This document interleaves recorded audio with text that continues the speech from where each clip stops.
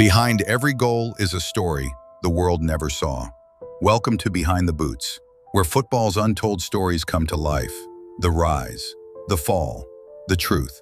Adriano wasn't just a footballer, he was a force of nature until it all fell apart. But his story is just one of many. What happens when talent isn't enough?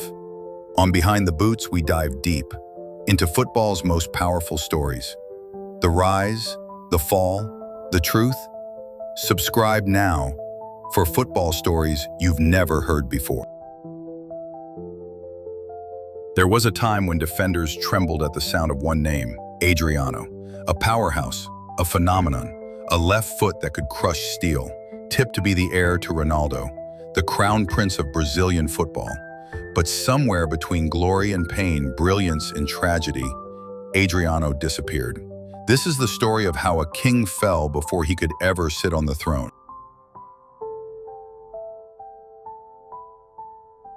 Rio de Janeiro, February 17, 1982. In the shadow of favelas and samba beats, a child was born. Adriano Leite Ribeiro. He grew up in Vila Cruzeiro, one of the most dangerous and violent favelas in Brazil.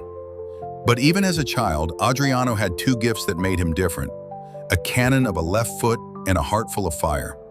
Locals say he could strike the ball harder at age 9 than grown men could at 30. He had speed, strength, and raw aggression. At age 15, he joined the youth academy of Flamengo, one of Brazil's biggest clubs. By 17, he was already playing with professionals. By 18, he was tearing them apart. His nickname? L'Imperatore, the Emperor, and Europe had started to watch.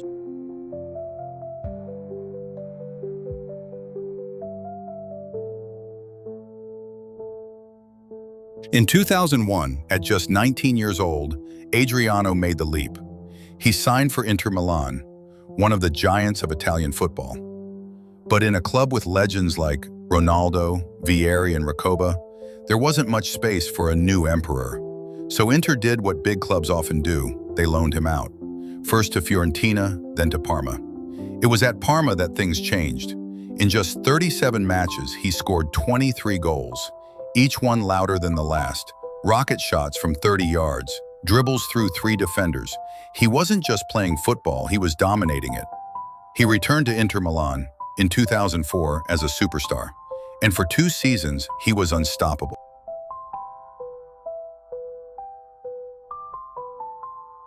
From 2004 to 2006, Adriano was arguably the most dangerous striker in the world. In the 2004-05 season, he scored 28 goals for Inter. In 2005-06, he added another 19, even as injuries started to creep in. He wasn't just scoring, he was doing it in style. Free kicks from 35 yards, headers that snapped nets, goals with pure violence and flair. For Brazil, he became a hero. In the 2004 Copa America, Adriano led Brazil to the title, scoring 7 goals and winning Golden Boot and MVP. He followed it up with the 2005 Confederations Cup, again finishing as top scorer. Brazilian fans believed, this is our next Ronaldo, this is the future. But while the world was watching the goals, no one saw the pain growing inside.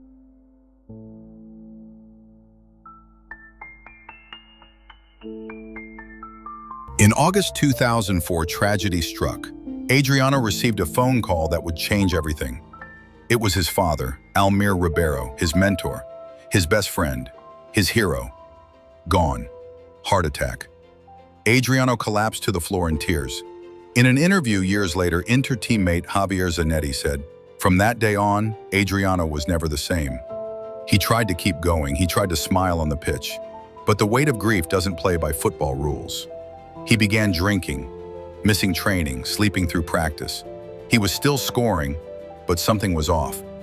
Behind the goals was a man in pain, and the pain was growing.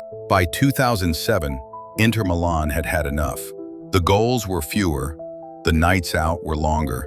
They sent Adriano back to Brazil, on loan to Sao Paulo club, Sao Paulo FC. But this wasn't a fresh start. It was a man running. He was caught in clubs, partying with guns and gangs. Photos surfaced of him posing with drug lords from the favela. Rumors said he was dealing. Others said he was just trying to feel safe. But the Adriano the world once feared, he was fading. Inter eventually terminated his contract. A player once worth $50 million was now a free agent. In 2009, he tried again. He joined Flamengo, his childhood club. And something beautiful happened. Adriano shined again. He scored 19 goals, led Flamengo to the Brazilian league title, and won Player of the Year. It was a brief moment of light, a reminder of what he could have been, but it didn't last. He moved to Roma in 2010, played just 5 games, 0 goals, then Corinthians, then Atletico Paranaense, then Miami United. Each time the same story: start, fade, vanish. Today, Adriano is retired. He lives in Rio, occasionally gives interviews, sometimes disappears for weeks. There are stories of him walking alone through the favela, wearing flip-flops, carrying no phone, smiling at kids. Some say he's finally at peace. Others say he's still haunted. In one interview, he said, "I didn't want to become a millionaire. I just wanted to be happy."